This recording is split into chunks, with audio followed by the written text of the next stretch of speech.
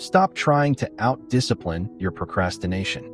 Seriously, it's a fight you're going to lose every time.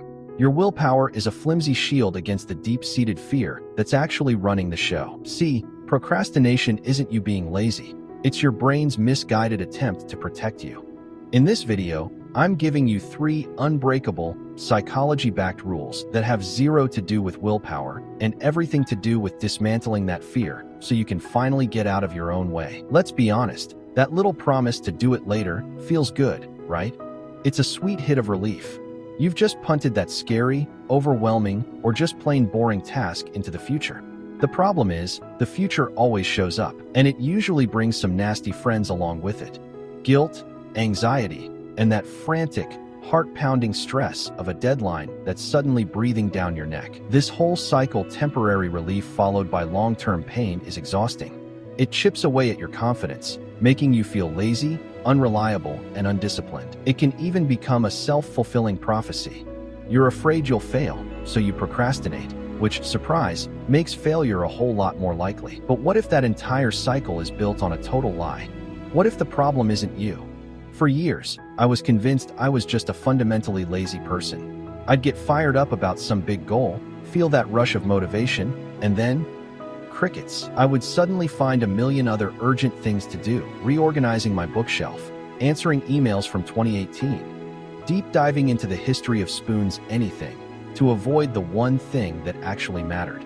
And every time I did it, I hammered home the belief that I was just broken, that I was missing that discipline gene all successful people seem to have. The whole game changed for me, and for thousands of others, with one powerful reframe. I want you to burn this into your brain. This isn't just playing with words. This one little switch separates who you are from what you do. A habit can be understood. A habit can be changed.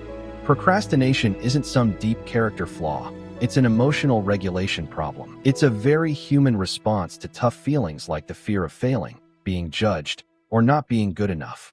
When a task makes us feel bad, our brain tries to protect us by finding a quick mood boost, which usually means avoiding the task. We get a tiny win now, at the massive cost of our future goals. So, if willpower isn't the solution, what is?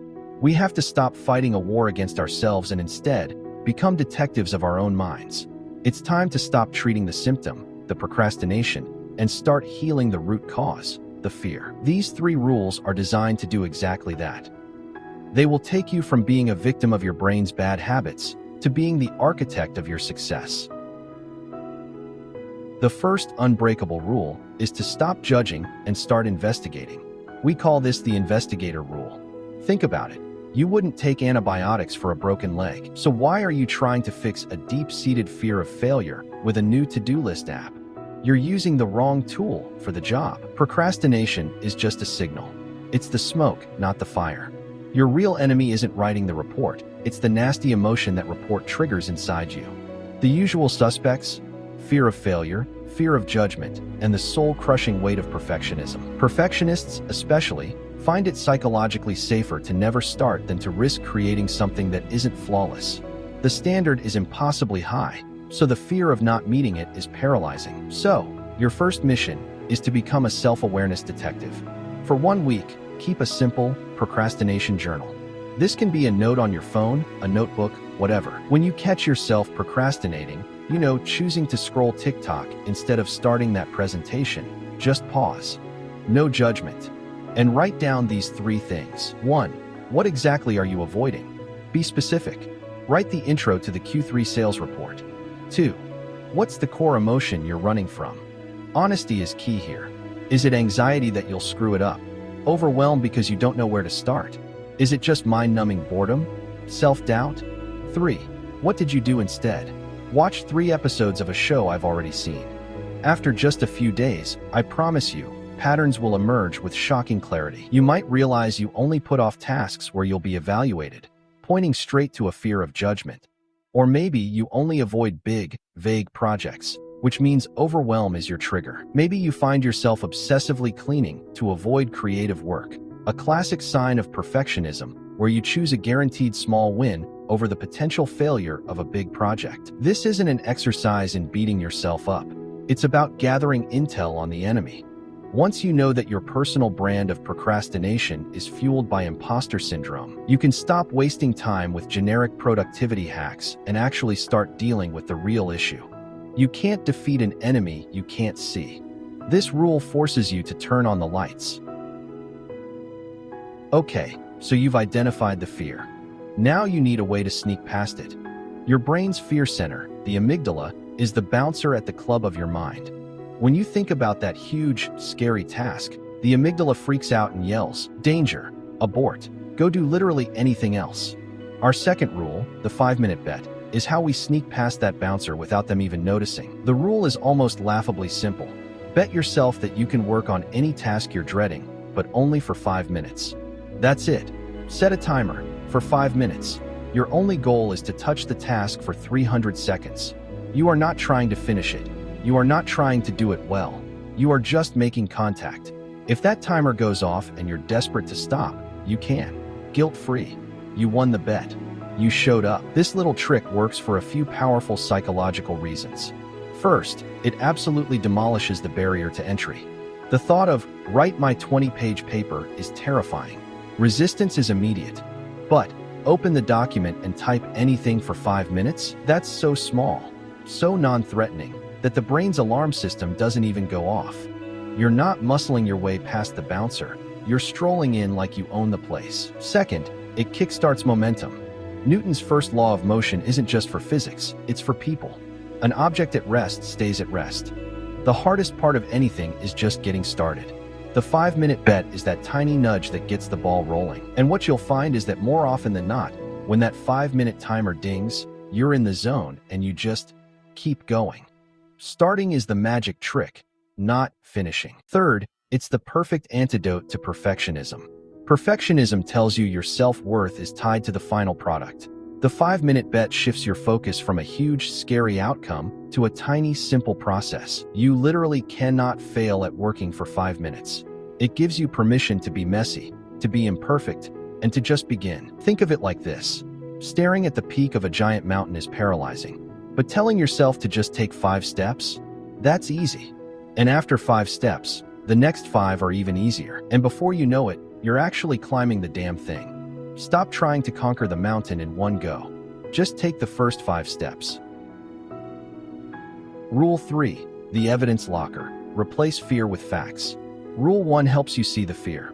Rule 2 helps you act in spite of it. But Rule 3? This is the long game. This is how you tear the fear out by the roots. We call this the evidence locker rule. Your procrastination habit runs on a belief system.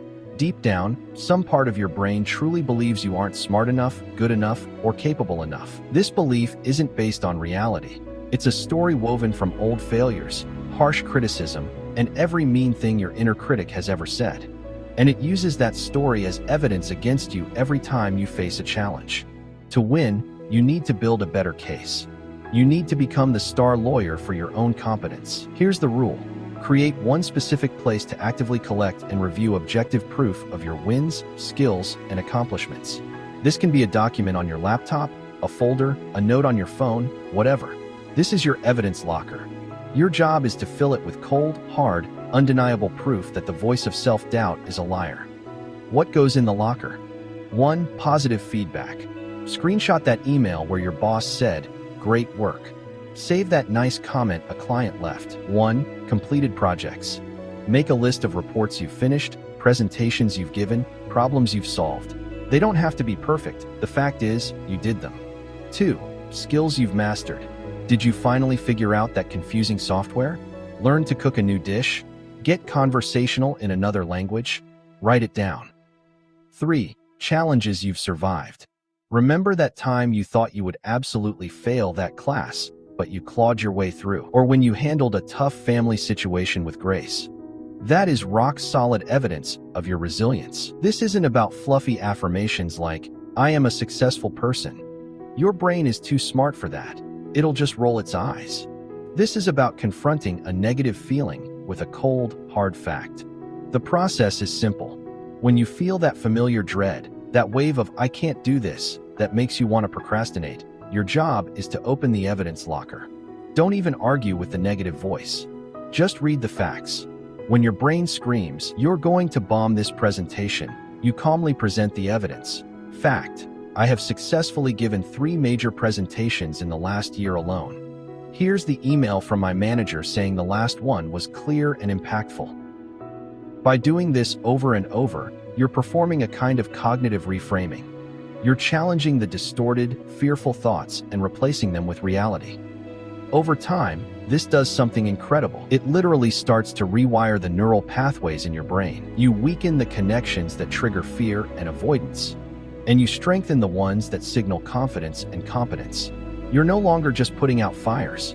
You're dismantling the arsonist's entire operation. All right, let's bring it all home. What are the 3 unbreakable rules? First, the Investigator rule. Stop judging yourself and figure out what fear is really causing the problem. Second, the 5-minute bet. Make starting so ridiculously easy that you can't say no, which bypasses your brain's fear response. And third, the evidence locker. Build a file of factual proof of your competence to systematically destroy the negative beliefs that procrastination feeds on. Notice that not a single one of these rules asks you to just try harder or have more willpower. They're about working with your brain, not against it.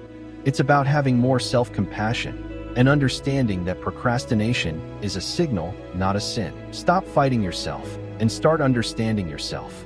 That is how you build true, unstoppable momentum. Now, you know how to stop working against yourself. The next step is to build the proactive habits that make success feel automatic. If you're ready to take that next step, I highly recommend my video on the 5 micro habits that changed my life. It's the perfect follow-up to what you learned today and will help you build that forward momentum. Click the link on the screen or in the description below. And hey, if this video gave you a new way to look at procrastination, do me a solid and hit that like and subscribe button. You won't want to miss what's coming next.